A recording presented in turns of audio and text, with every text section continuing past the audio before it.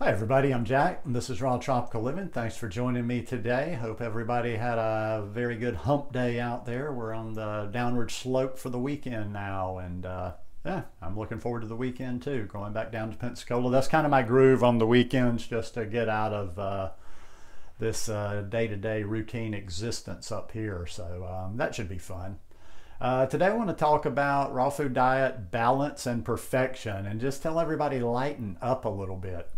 I do videos every day, so if you're not already subscribed to the channel, please hit that big red subscribe button down there now. Then click on the little bell and check send notifications so you'll see when I do new videos and you'll stay subscribed to the channel.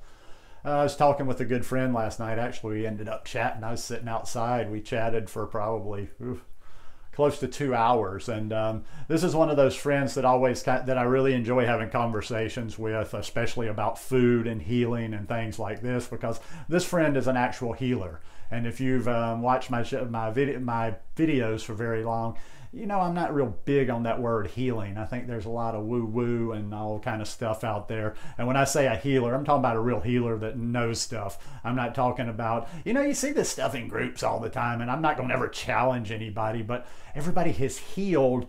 But I kind of reserve that word for the big stuff. Everybody's healed. They'll say, oh, I've healed from this, this, and this. And I'm like, what the hell are those things? And is that really something? And is that like all that tough to heal in the first place? And is it a real thing?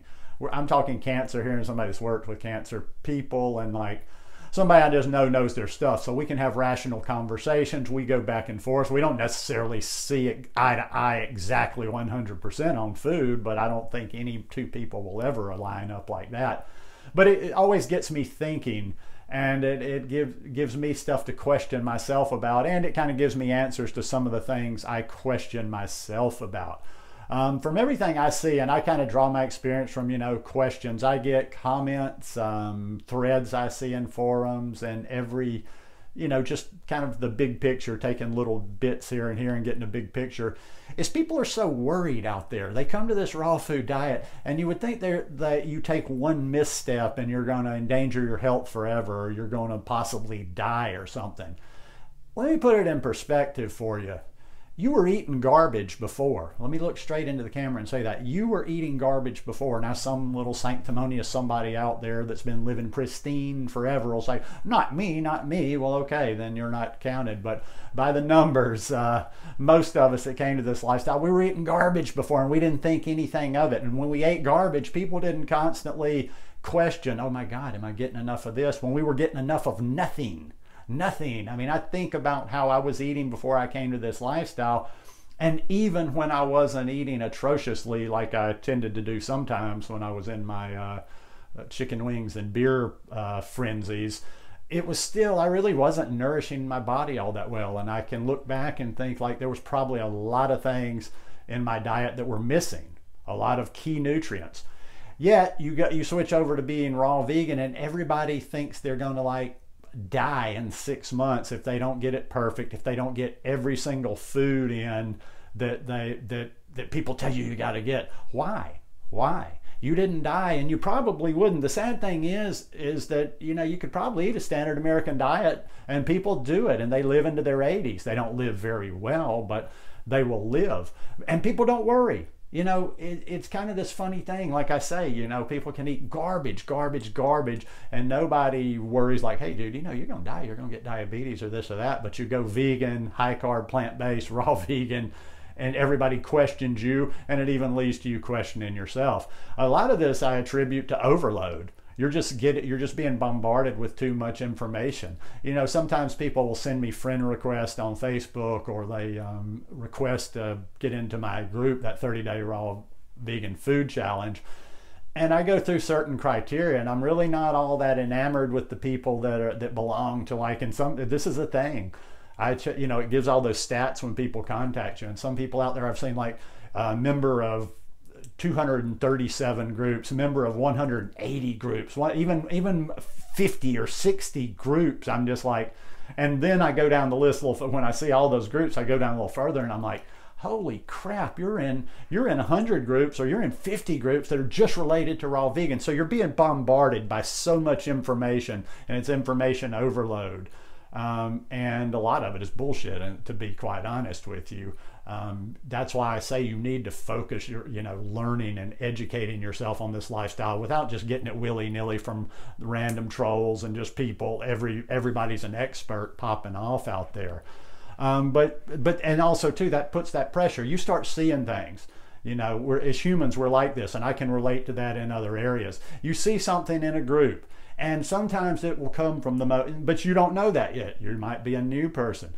It comes from the most ridiculous source, the most ridiculous thought process out there, but it gets into your head. Somebody says, oh, you got to get this. If you don't get this, you're going to have a lot of problems down the road, blah, blah, blah, blah, blah. And it gets in your head, and it's like a little bug, and it just starts bothering you. And you do this all day long, and before you know it, you're a basket case. You're a mess because you're constantly, oh my God, am I getting enough of this? Are you getting enough of that?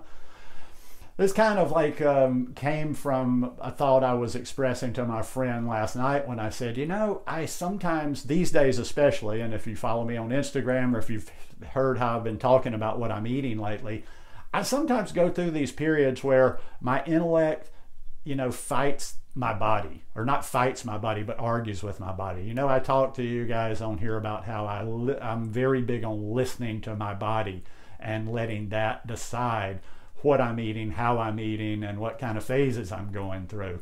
Well, when I go through phases like this where I'm eating just very, very simple, I'm basically eating fruit.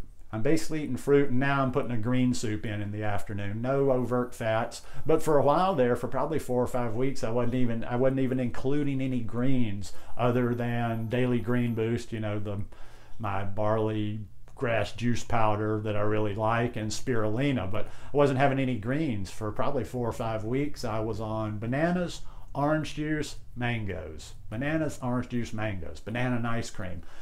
And I question myself intellectually sometimes when I get real simple and do things like this and I'm not eating very much variety. I'm like, okay, the intellect says you're not balanced here. That's just not, you need to, even though my body's not calling for it. You need to be adding these things in. You need to be getting those greens every day. You need to be getting this. You need to be getting variety because you're not covering everything.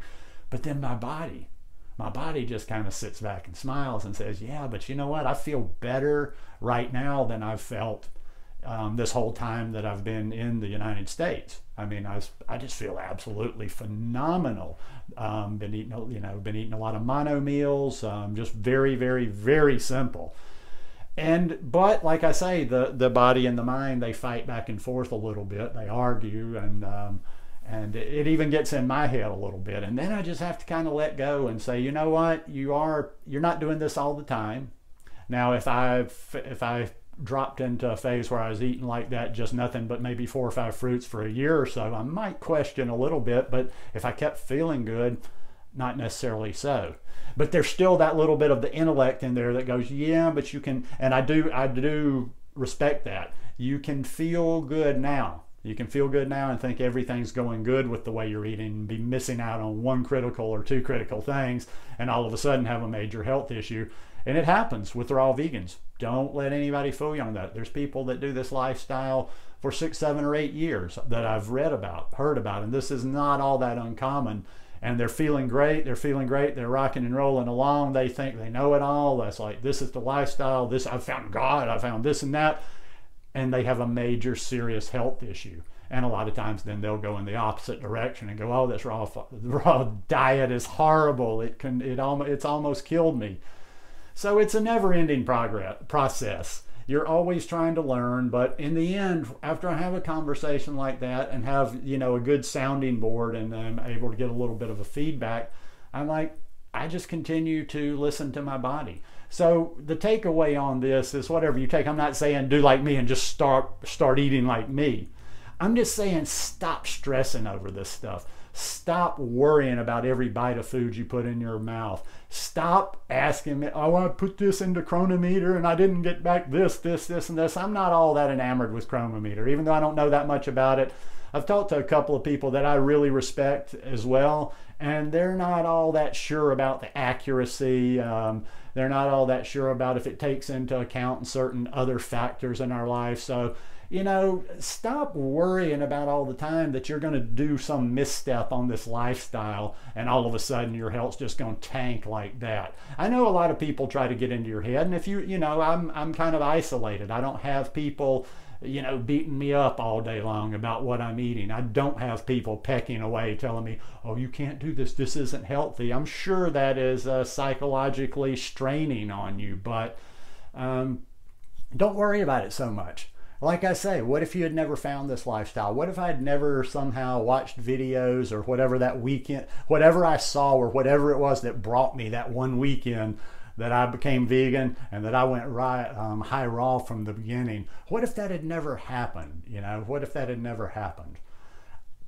I would have probably gone through a healthier phase. I would have probably gone back to the whole, you know, eating leaner meat like chicken and fish, you know, limited times of the week. I would have eaten a lot of vegetables, eaten a lot of fruits, but I'd have still been putting those things in my body.